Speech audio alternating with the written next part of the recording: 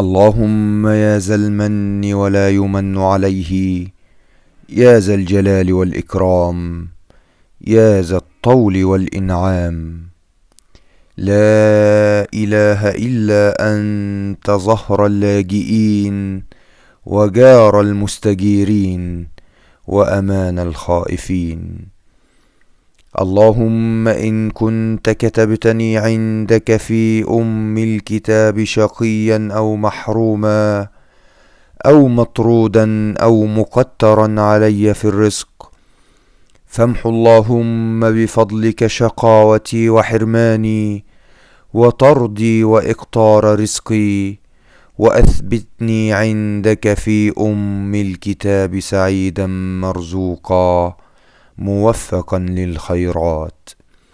فإنك قلت وقولك الحق في كتابك المنزل على لسان نبيك المرسل: يمحو الله ما يشاء ويثبت وعنده الكتاب.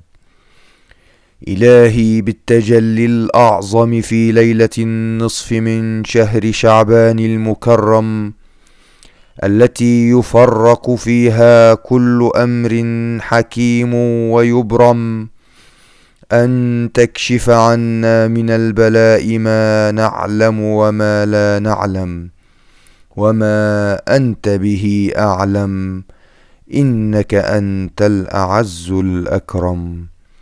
وصلى اللهم على سيدنا محمد النبي الأمي وعلى آله وصحبه وسلم.